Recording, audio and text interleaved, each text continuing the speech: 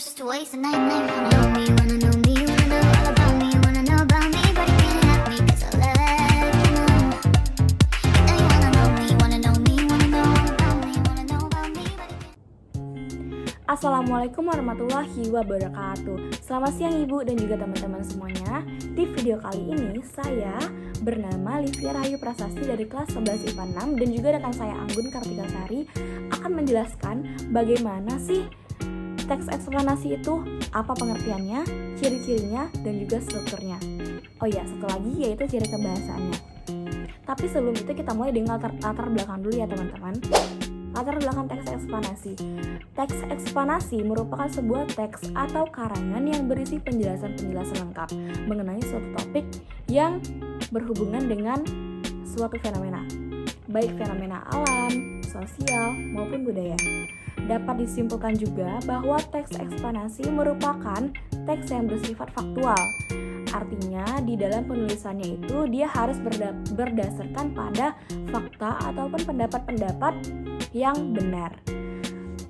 Teks eksplanasi ini bukan berdasarkan imajinasi, rekaan, atau juga sesuatu yang bersifat fiktif. Artinya dia itu nyata ya teman-teman. Baik, setelah ini rekan saya Anggun akan menjelaskan apa itu pengertian teks eksplanasi, ciri-ciri, struktur, dan juga ciri kebahasaannya. Kepada Anggun, saya persilakan. Baik, terima kasih untuk Livia. Selanjutnya, perkenalkan nama saya Anggun Kartika Sari Sitorus dari kelas 11 MIPA 6. Saya di sini akan menjelaskan pengertian teks eksplanasi. Teks eksplanasi adalah teks atau paragraf yang berisi tentang alasan dan metode proses terjadinya suatu peristiwa. Peristiwa tersebut dapat berupa alam, sosial, ilmu pengetahuan, budaya, dan fenomena lain yang dapat terjadi. Selalu ada hubungan sebab akibat dan proses dalam peristiwa-peristiwa yang terjadi di sekitar kita, baik alam maupun sosial. Selanjutnya, tujuan. Tujuan dari teks ini adalah untuk menggambarkan satu atau lebih peristiwa yang melibatkan kausalitas dan proses. Di sini, penulis harus menjelaskan kejadian sejelas mungkin sehingga pembaca dapat mengumpulkan informasi penting dari apa yang sedang dijelaskan. Lalu, apa saja ciri-ciri teks eksplanasi? Ciri-ciri teks eksplanasi yaitu yang pertama, faktual. Artinya, teks eksplanasi membuat informasi yang nyata dan benar adanya. Yang kedua, bersifat keilmuan. Teks eksplanasi membahas fenomena yang berhubungan dengan ilmu pengetahuan. Misalnya, gempa bumi dikatakan dengan ilmu geografi. Yang ketiga, informatif. Teks eksplanasi bertujuan untuk memberikan informasi tanpa mempengaruhi pembaca. Teks eksplanasi hanya menjelaskan proses terjadinya suatu kejadian, bukan untuk membujuk siapapun. Yang keempat, membahas hal-hal yang bersifat umum. Teks eksplanasi menjelaskan peristiwa yang sering kita jumpai dalam kehidupan sehari-hari. Lalu, apa saja kaidah kebahasaan dalam teks eksplanasi? Teks eksplanasi juga mengandung beberapa kaidah yang terdiri dari konjungsi pronomina penunjuk, kata pasif, kata denotatif, dan yang terakhir kata teknik. Yang pertama, konjungsi atau kata sambung. Konjungsi kausalitas adalah kata sambung yang menghubungkan dua klausa atau lebih untuk menjelaskan sebab akibat. Contoh konjungsi kausalitas yaitu karena, akibat, oleh sebab itu, dan oleh karena itu. Lalu yang kedua, konjungsi kronologis. Konjungsi kronologis adalah kata sambung yang menghubungkan dua klausa atau lebih untuk menjelaskan urutan waktu kejadian. Contoh konjungsi kronologis yaitu kemudian, lalu, setelah itu, pada akhirnya, dan sebelumnya. Contoh kaidah kebahasaan teks eksplanasi yang kedua yaitu pronomina petunjuk. Pronomina menunjuk adalah kata yang digunakan untuk menggantikan penyebutan benda.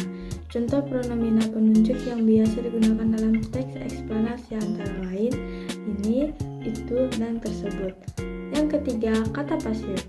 Kata pasif diawali dengan imbuhan di atau ter. Yang keempat, kata denotatif.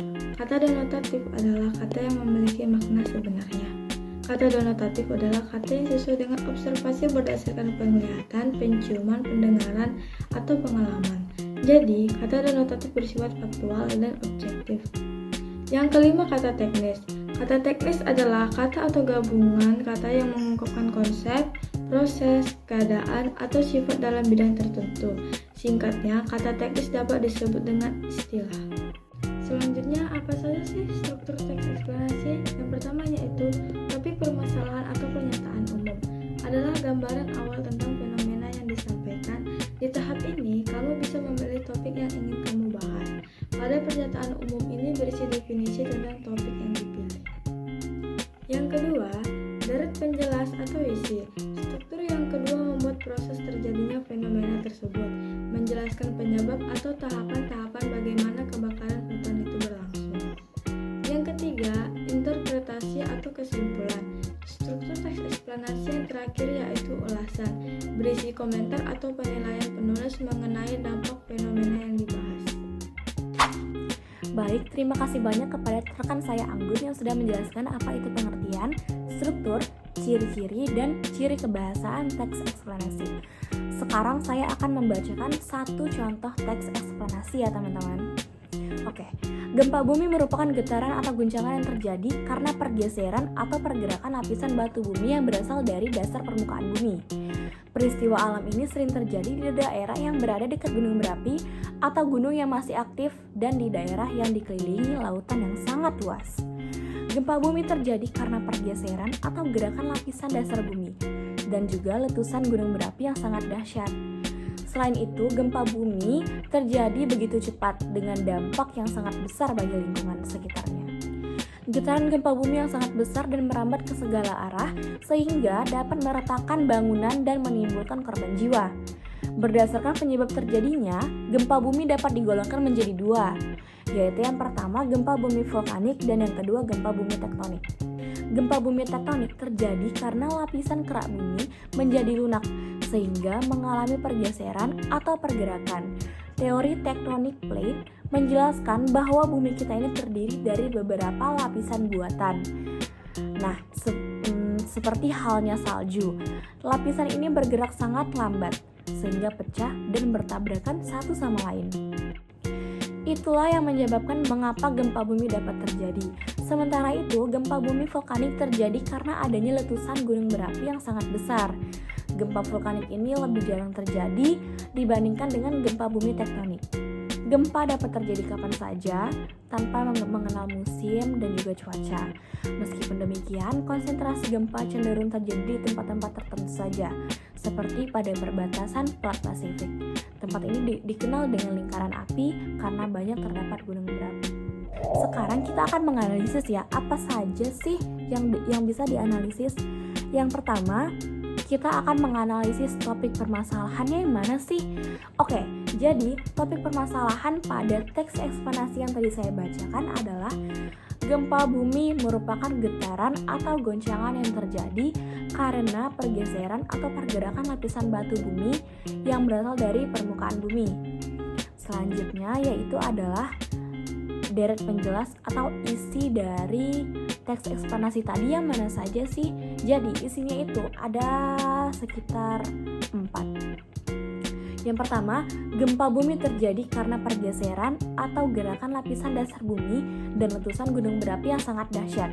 Yang kedua, getaran bumi yang sangat besar dan merambat ke segala arah sehingga dapat meratakan bangunan dan menimbulkan korban jiwa. Yang ketiga, gempa tektonik terjadi karena lapisan kerak bumi menjadi lunak sehingga mengalami pergeseran atau pergerakan. Dan yang terakhir adalah gempa bumi vulkanik terjadi dikarenakan adanya letusan gunung berapi yang sangat besar. Selanjutnya yaitu adalah interpretasi atau kesimpulan. Kesimpulan yang kita dapatkan setelah membaca teks tersebut adalah gempa dapat terjadi kapan saja tanpa mengenal musim ya teman-teman. Kesimpulannya adalah gempa dapat terjadi kapan saja tanpa mengenal musim. Meskipun demikian, konsentrasi gempa cenderung terjadi di tempat-tempat tertentu saja, seperti pada perbatasan Plat Pasifik. Tempat ini dikenal dengan lingkaran api karena banyak terdapat gunung api dan juga di sekitar lautan. Oke, selanjutnya kita akan menganalisis ciri kebahasaan yang digunakan oleh teks tersebut. Seperti yang kita ketahui, ciri kebahasaan teks eksplanasi itu ada banyak. Yang pertama itu dia menggunakan kalimat pasif. Menggunakan kalimat pasif itu maksudnya suatu kata atau kalimat yang diawali dengan kata ter dan juga di. Seperti contoh pertama yaitu gempa tektonik terjadi karena lapisan kerak bumi menjadi lunak. Kata terjadi di situ melambangkan bahwa itu adalah contoh kalimat pasif. Yang kedua, tempat ini dikenal dengan lingkaran api karena banyak terdapat gunung api.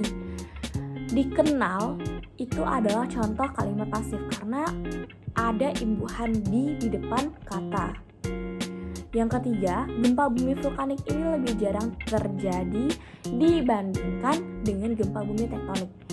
Ada dua kalimat pasif di sini yaitu terjadi dan juga dibandingkan. Selanjutnya dia menggunakan konjungsi kausalitas. Konjungsi kausalitas itu bahwa ada sebuah kejadian sebab akibat. Contohnya itu seperti karena, sehingga, itulah. Selanjutnya menggunakan konjungsi temporal.